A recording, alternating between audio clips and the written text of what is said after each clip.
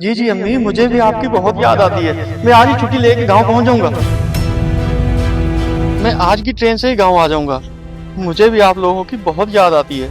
और आप बिल्कुल बेफिक्र रहें, आपके पिते का ऑपरेशन भी हो जाएगा और आपके इलाज पे जितने भी पैसे लगेंगे मैं खर्च करूंगा। अल्लाह का शुक्र है, मैंने अपनी तनख्वाह में से काफी सारे पैसे जमा कर रखे हैं। आज साहब से छुट्टी लेके सीधा आपके पास आ जाऊंगा। आप बिल्कुल परेशान ना हो, अल्लाह पाक बेहतर करेगा। होटल के सारे मुलाजिमों को मैंने तनख्वाह दे दी, सिर्फ गार्ड की तनख्वाह देना भूल गया हूँ। सर शायद इसलिए कि ये बाहर ड्यूटी पे था। हाँ, इसने तो पिछले 5 माह से तनख्वाह नहीं ली, इसलिए इसके 80,000 रुपए जमा है मेरे पास। पर मेरी जेब में तो इस टाइम इतना कैश भी नहीं है। तुम ऐसा करो, मेरे ऑफिस में कैश पड़ा हुआ है, वो ला के इस गार्ड को दे दो, मैंने एक जरूरी मीटिंग में जाना है। सर आप बेफिक्र रहे, मैं इसे कैश दे देती हूँ। चलो ठीक है, ओके। 5 महीने की तनख्वाह 80,000 रुपए है। इसे क्या पता कि इसके कितने बनते हैं। ऐसा करती हूँ 40,000 खुद रख लेती हूँ, 40,000 इसे दे देती हूँ, किसी को पता भी नहीं चलेगा।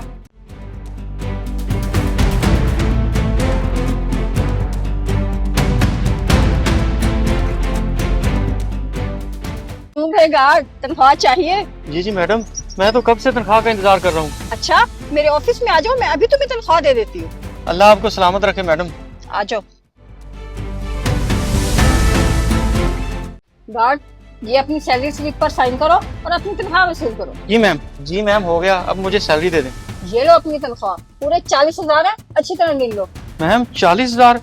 पर मेरी तनख्वाह तो 80 से 85,000 रुपए बनती है। पागल हो गए हो? जितने पैसे तुम्हारे बनते थे मैंने दे दिए, अब मैं ज्यादा पैसे कहाँ से दूं? मैडम मैंने पिछले पूरे 5 महीने से तनख्वाह नहीं ली, सिर्फ खाने पीने के पैसे बॉस से लेता रह गया हूँ।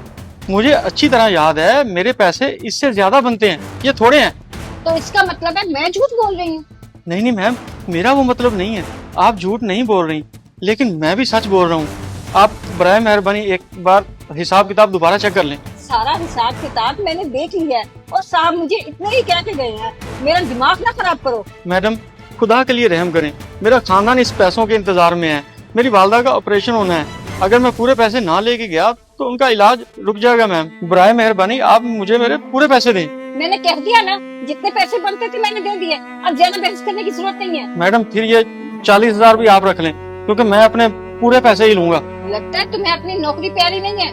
मेरे सामने जुबान चलाने की जरूरत नहीं है, नौकरी से भी जाओगे और इन पैसों से भी जाओगे। नहीं मैम, खुदा के लिए ऐसा मत करें, मैं बहुत गरीब आदमी हूँ, मेरा गुजारा इसी नौकरी से चलता है। मैं तो सिर्फ ये गुजारिश कर रहा हूँ कि आप हो सके तो एक दफा हिसाब किताब दोबारा देख लें।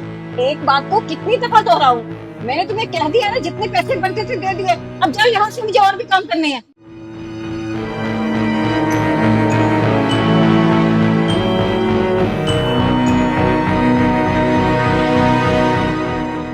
बड़ा आया मुझे समझाने वाला, मुझसे उलझने की कोशिश कर रहा था। अब 40,000 तो बच गए हैं, अब पार्टी करती हूँ और शॉपिंग करती हूँ।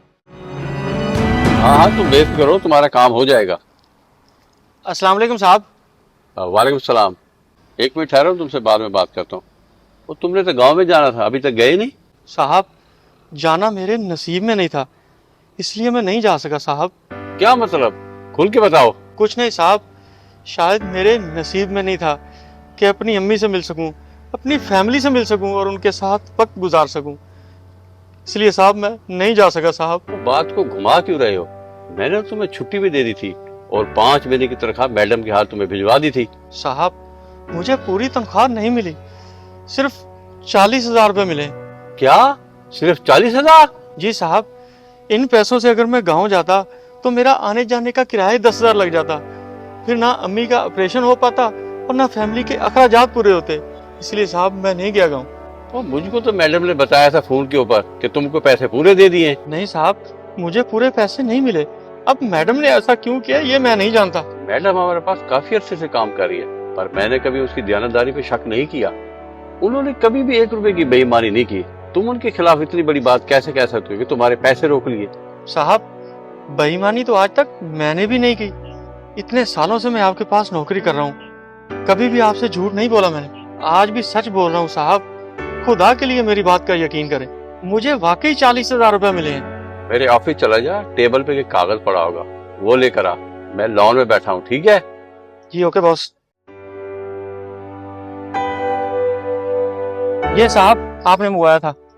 ये देखो, ये है वसूली रसीद जिस पे लिखा हुआ है बकायदा कि तुमने 80,000 रुपए वसूल कर लिए और आगे तुम्हारे दस्तखत हैं। साहब आप तो जानते हो मुझे पढ़ना लिखना नहीं आता। मैडम ने जहाँ बोला वहाँ पे मैंने दस्तखत कर दिए। अब मुझे क्या पता यहाँ पे क्या लिखा हुआ है। ये देखो, यहाँ लिखा हुआ है 80,000 रुपए, वो भी हिंसों में। हिंसे तो तुम पढ़ ही लेते हो, तो तुमने क्यों नहीं पढ़े हिंसे? साहब मैं इतने सालों से आपके पास काम कर रहा हूँ, मैंने आज तक आपसे झूठ नहीं बोला, तो आज क्या जरूरत पड़ गई मुझे झूठ बोलने की। मैं सच बोल रहा हूँ साहब, मुझे 40,000 रुपए ही मिले हैं। मैंने मैडम को कहा भी कि मुझे पूरे पैसे दें, लेकिन उन्होंने मुझे नहीं दिए। वो ऐसा ही था, तो तुमने अपने हक के लिए डट कर बात क्यों नहीं की? साहब गरीब आदमी अपने हक के लिए बात भला कहाँ कर सकता है। मैंने मैडम से बात की तो उन्होंने मुझे धमकी लगा दी कि मैं तुम्हें नौकरी से निकाल दूंगी और सैलरी भी नहीं मिलेगी। तो साहब जितने पैसे मुझे मिले मैंने खामोशी से वो ले ली। मेरी माँ मेरी राह देख रही है, मेरे बच्चे मेरा इंतजार कर रहे हैं, लेकिन मैं उनसे नहीं मिल पाया साहब। शायद नसीब में यही लिखा था साहब, यही लिखा था। नहीं, ऐसी बात नहीं है। ये लो तुम पैसे और आराम से गाँव जाओ। जितनी भी तुम्हें छुट्टी चाहिए ले लो, तुम्हारी तनख्वाह से 1 रुपया नहीं कटेगा। और अपनी वालदा का आराम से इलाज कराना। कोई परेशानी हो तो मुझे बताना, अगर और भी पैसों की जरूरत हो तो मुझसे मंगवा लेना। अल्लाह आपको खुश रखे, अल्लाह आपको इसका अजर दे साहब। लेकिन एक बात याद रखना, रोने से हक नहीं मिलता। अपना हक लेने के लिए आवाज उठानी पड़ती है। जो आवाज नहीं उठाता लोग उसको दबा देते हैं। जी साहब बेहतर कह रहे हैं आप, आइंदा मैं ये बात हमेशा याद रखूं। जाओ, शाबाश। अल्लाह ताला तुम्हारी माँ को शिफा दे। आमीन।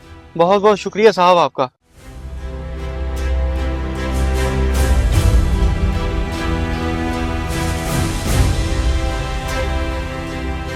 साहब साहब मैं लुट गई, मैं बर्बाद हो गई, मेरे अकाउंट से सारे पैसे खाली हो गए।